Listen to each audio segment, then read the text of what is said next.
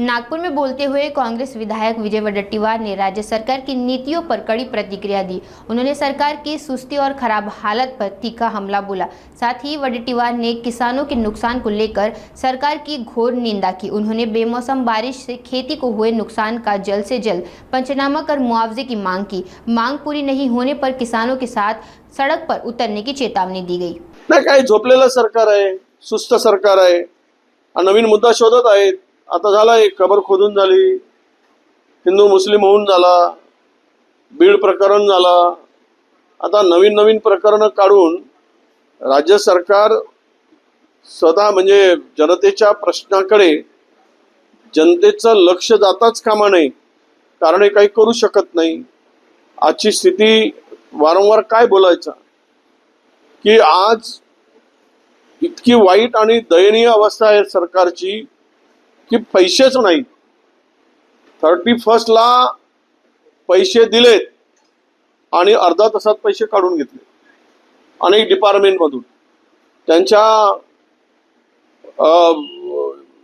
साईडवर निधी दिल्याचं दाखवलं आणि लगेच ते विड्रॉ पण करून घेतले। म्हणजे इतकी अवस्था वाईट या सरकारची आहे। खरं तर एवढा मोठा नुकसान झाल्यानंतर तुम्ही शेतकऱ्यांना मदत दिली पाहिजे होती आणि पंचनामे केले पाहिजे होते। कर्जमाफी देतो म्हणून सांगितलं, त्याच्यातून घुमजाव केला। तुम्ही घुमजाव केला तर शेतकरी तुम्हाला घुमजाव करतीलच।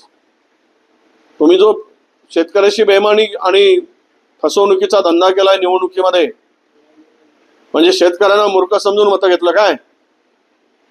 त्यावेळेस तुम्हाला लाज वाटली ना या सरकारमधल्या लोकांना की आपण शेतकऱ्यांची फसवणूक करत आहोत?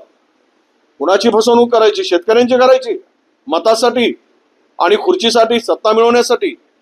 हे जे काही चाललंय राज्यात, हे बेईमान लोक खुर्चीवर बसलेत, त्याचा तो परिभाग आहे। आणि म्हणून शेतकरी आज राज्यामध्ये आत्महत्या करतो। आता अवकाळी पावसामुळे, गारपिटामुळे प्रचंड नुकसान झाला। साधे त्याचे पंचनामे करावे हे जर सरकारला सुचत नसेल तर हे सरकार आता शेतकरी, शेतमजूर, सामान्य माणूस याच्याशी काही देणं घेणं राहिलं नाही।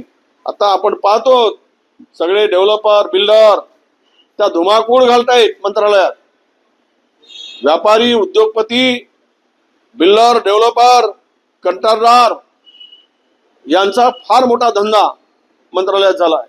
मंत्रालय जणू आता शेतकरी, शेतमजूर, सामान्य माणूस, आदिवासी, शोषित, पीडित, दलितासाठी राहिलेलं नाही, तर मंत्रालय आता केवळ आणि केवळ या मोठ्या लोकांसाठी, व्यवसायी लोकांसाठी, बिल्डर, डेव्हलपरसाठी आता मंत्रालय राहिलेलं आहे आणि त्यांचंच काम त्या ठिकाणी होते आहे। प्रचंड भ्रष्टाचार राज्यात वाढलेला आहे, त्याची परिसीमाच नाही। दररोज लोक पकडले जात आहेत एसीबी मधून।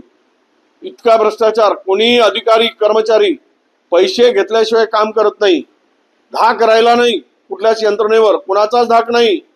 कारण जर सरकारच लुटीचा धंदा करत असेल तर त्यामध्ये कोणाकडून काय अपेक्षा ठेवायची? आणि म्हणून यामध्ये सर्वात उद्ध्वस्त होत आहे तो शेतकरी होत आहे। कर्जमाफी नाही, आम्ही सरकारकडे आता आमचं मागणं आहे की तात्काळ पंचनामे करा आणि नुकसान भरपाई द्या। मागच्या 1.5 वर्षापासून, 2 वर्षापासून अनेक प्रस्ताव मदतीचे शेतकऱ्यांचे सरकारकडे आहेत, त्याच्यावर निर्णय होत नाही आहे। तर म्हणून हे लवकरात लवकर यांचे पंचनामे करून त्यांना मदत दिली पाहिजे। आणि नाही तर आम्ही आमचं ठरलेलं आहे की आम्ही शेतकऱ्यांना घेऊन रस्त्यावर उतरू। प्रचंड नुकसान झालेलं आहे, हातात आलेलं पीक गेलेलं आहे, रबीचं पीक सर्वथा नष्ट झालेलं आहे, भाजीपाल्यापासून, डाळिंबापासून अनेक पिकांचं नुकसान झालेलं आहे। त्यामुळे सरकार गांभीर्याने घेईल अशी अपेक्षा आहे।